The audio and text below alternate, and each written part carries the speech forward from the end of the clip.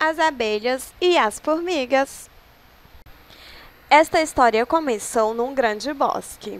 Lá havia uma variedade infinita de árvores que abrigavam os insetos e outros animais, grandes e pequenos, vertebrados e invertebrados. O silêncio do lugar era rompido pelos gorjeios dos pássaros e pelo farfalhar das folhas, que balançavam com um toque suave ou tempestuoso do vento. Nesse lugar distante, dois povos trabalhavam em silêncio: as abelhas e as formigas. No grupo das formigas havia duas jovens chamadas Ed e Zene, amigas inseparáveis, pertencentes à casta operária, cuja função era transportar para o formigueiro o que as formigas cortadeiras derrubavam. Insatisfeitas com a sua origem humilde, as duas formigas mostravam-se rebeldes e briguentas. Certa manhã, durante o trabalho, as duas amigas decidiram parar para descansar. Deitadas no velho tronco, elas avistaram uma laranjeira em flor, e sobre um dos galhos uma abelha, que logo voou desaparecendo entre as árvores. As duas formigas não deram muita importância, até que minutos depois a abelha retornou trazendo consigo centenas de companheiras que cantavam assim: desperta no bosque, gentil primavera, com ela chega o canto, gorjeio do sabiá. Tra-la-la-la-la-la-la, tra-la-la-la-la-la-la. Sem entender o motivo de tamanha alegria, Zene comentou: ouça, as abelhas parecem felizes. Não sei como conseguem cantar, trabalhando desse jeito. Veja, cantam como se o mundo fosse um grande salão de festa. Deve ser para nos provocar, porque sabe que somos bem diferentes e não perdemos tempo com essas bobagens. Falou Ed com o mau humor de sempre. Eu adoraria ter nascido abelha, confessou Zene. A vida delas é bem melhor do que a nossa. O fato de terem nascido com asas muda tudo. Isso é verdade. Por que será que alguns nascem com tanta sorte? Veja a nossa rainha, nasceu alada e por esse motivo nunca precisou carregar uma folha sequer, disse Ed. Lá pelas tantas, Ed olhou para os pés e tristemente disse: aposto que os pés das abelhas são belos e delicados, como os da nossa rainha, bem diferentes dos nossos, que são grandes, chatos e cascudos. Enquanto as duas conversavam, uma abelha se aproximou. Bom dia, amigas formigas. Vi vocês descansando e vi cumprimentá-las, mas sem querer ouvi o que falavam a nosso respeito. Não se iludam. Nossa vida também é trabalhosa e às vezes bem difícil, mas isso não impede de sermos alegres. Ed olhou com desprezo para a abelha. Cobrindo as antenas com as mãos, perguntou zombeteira: Zene, tem alguém falando conosco? Não estou ouvindo nada, respondeu Zene, fingindo procurar alguma coisa. Ed olhou para a abelha e, em tom ameaçador, disse: suma agora daqui, não conversamos com abelhas. A abelha, cujo nome era Generosa, esboçou um sorriso triste e voou para junto das companheiras, que continuavam a cantar. Desperta no bosque, gentil primavera, com ela chega o canto, gorjeio do sabiá. Tra-la-la-la-la-la-la, tra-la-la-la-la-la-la. Aborrecidas com a intromissão da abelha, as formigas correram ao formigueiro, onde se queixaram para o general Formiguelton. Este, após escutar o relato, reuniu os soldados que eram indivíduos fortes, muito maiores do que as operárias. Eles possuíam cabeças grandes e mandíbulas bem desenvolvidas. Sem demora, todos partiram. Ao chegar no local indicado, não encontraram nenhuma abelha, apenas a laranjeira em flor. Desapontado, o general Formiguelto ordenou: subam na laranjeira. Quero cada flor e cada folha no chão, entenderam? Sim, senhor, gritaram. E todos obedeceram. Ao descerem, não havia sobrado nada, apenas galhos nus. Fatigados, os salgados sentaram para descansar. Perto dali, uma estranha criatura caminhava lentamente. Algum tempo depois, as abelhas comandadas por Generosa retornaram. Ao avistarem a laranjeira desfolhada, exclamaram: Senhor dos ventos, o que aconteceu aqui? Um grande tufão, disse alguém. Um terremoto, sugeriu uma outra abelha. Generosa, ao olhar para o chão, viu centenas de formigas sentadas. Perto dali, a estranha criatura de pelagem cinza, com tons brancos e pretos, focinho alongado e fino, língua comprida, enormes garras e uma cauda parecendo uma bandeira, caminhava em direção às formigas. Generosa estranhou a maneira como ela se locomovia, por isso decidiu alertar as formigas. Reunido o enxame, voou em direção ao estranho animal. Ao acompanhar o voo das abelhas, as formigas viram o temível devorador de formigas. Assustadas, começaram a correr. Na fuga, um soldado esbarrou em Ed, que derrubou Zane, caindo os três no chão. Erguendo-se, o soldado saiu em disparada, deixando as duas para trás. O animal peludo já estava muito próximo das duas formigas, que se fingiram de mortas. No momento certo, as duas subiram nos pelos do predador e iniciaram o ataque. Ao sentir as picadas, o tamanduá-bandeira começou a se debater. Próximo dali, as formigas operárias trabalhavam tranquilas. Ao escutarem o alvoroço dos soldados, deixaram tudo e correram em direção ao formigueiro. Enquanto os soldados fugiam, as abelhas com zumbidos ensurdecedores atacavam o tamanduá-bandeira, que se defendia erguendo as patas dianteiras e usando a grande língua. Ed e Zane também lutavam bravamente, mas num descuido, uma delas perdeu o equilíbrio e despencou das alturas. A amiga nada percebeu. Depois de algum tempo, cansado de lutar contra insetos tão pequenos, o tamanduá-bandeira desistiu. Ed pressentiu o fim do combate, deu a última picada, mas ao descer escorregou e um grito ecoou no bosque, e nada mais se ouviu. No formigueiro tudo parecia tranquilo. De repente, abram os portões! As sentinelas ficaram indecisas, por fim atenderam ao pedido.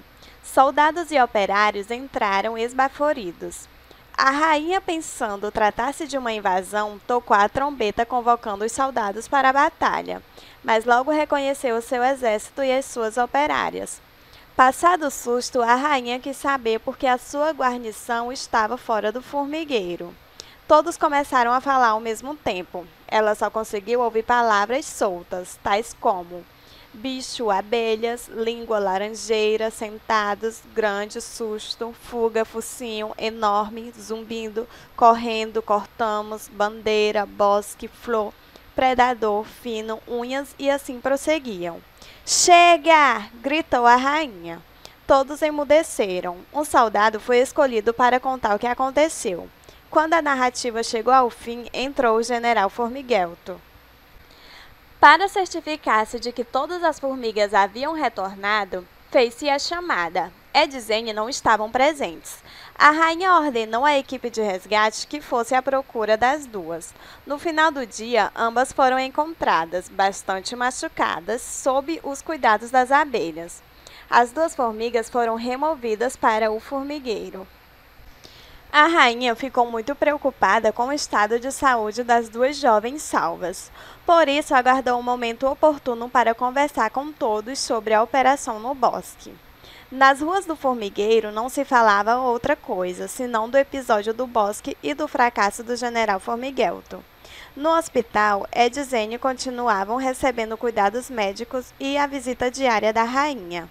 Tanta atenção fez as duas formigas repensarem suas atitudes. Semanas depois, Ed e Zane deixaram o hospital. A rainha, muito compreensiva, deu-lhes nova função dentro do formigueiro, cuidar das larvas, tarefa que muito as alegrou. Uma tarde, para acalmar as larvas, Ed e Zane cantarolaram a música das abelhas. Desperta no bosque, gentil primavera, com ela chega o canto, gorjeio do sabiá. Tra-la-la-la-la-la-la, tra-la-la-la-la-la-la. Suas vozes eram tão bonitas que atraiu a atenção das demais formigas. Ao perceberem, as duas calaram. Oh, por favor, continuem. E as duas continuaram. Depois de todos esses episódios, a rotina do formigueiro voltou ao normal. Certo dia, a rainha recebeu uma ilustre visita. Conversa vai, conversa vem, ela ficou sabendo da existência de um imenso roseirão a ser explorado. Alguns formigueiros estavam enviando representantes ao local. No dia seguinte, a rainha convocou toda a população para um importante ato cívico. Na data marcada, todos os formigueirenses estavam a postos para ouvir o que a rainha tinha a dizer. No final, ela lançou o apelo: precisamos de voluntários para irem ao roseiral. Quem fará esse sacrifício pelo país? Silêncio. Nenhuma manifestação. Depois de insistentes apelos, as duas amigas cochicharam. Nós iremos, majestade, afirmou Zene.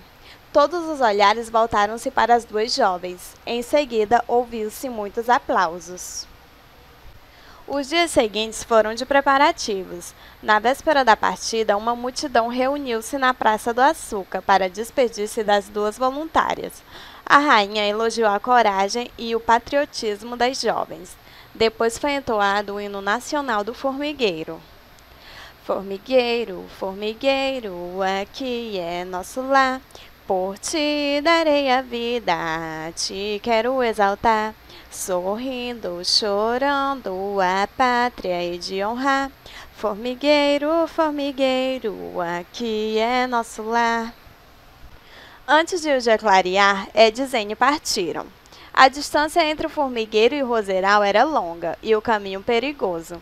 Camaleões e tamanduás habitavam aquelas regiões.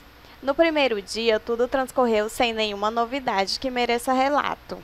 No terceiro dia, ao entardecer, uma forte tempestade caiu sobre a floresta.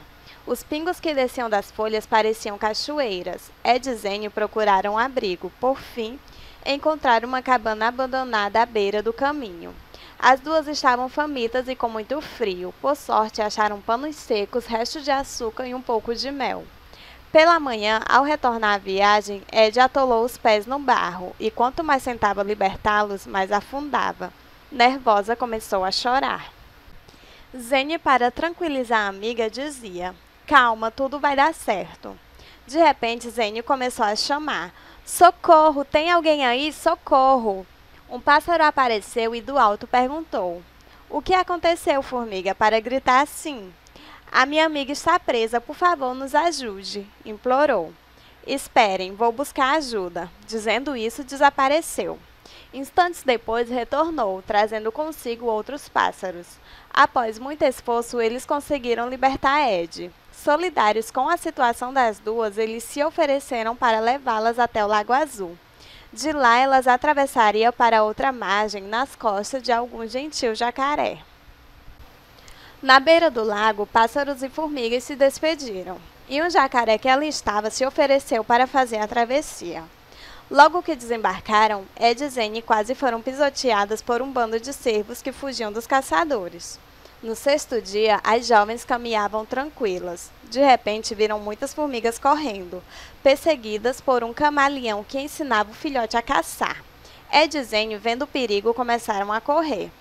À tarde, quando o sol começava a esconder-se atrás das montanhas e as folhas das árvores refletiam o dourado do crepúsculo, as duas amigas procuraram um lugar para descansar. Não tardou em encontrá-lo. Cansadas, logo adormeceram. Pela manhã, perceberam que estavam em movimento. Tentaram descer, mas desistiram. Dessa forma, viajaram o dia inteiro, sem saber como ou para onde. No fim do dia, encontraram um lugar úmido, pedregoso e muito escuro, tanto que não conseguiram ver o rosto do benfeitor. Com dificuldade, Ed e Zene desceram, agradeceram e partiram. Lá fora, o sol mais uma vez se despedia da tarde. As duas amigas caminharam até encontrar um lugar para passarem a noite. Durante a madrugada, um barulho esquisito acordou Zene.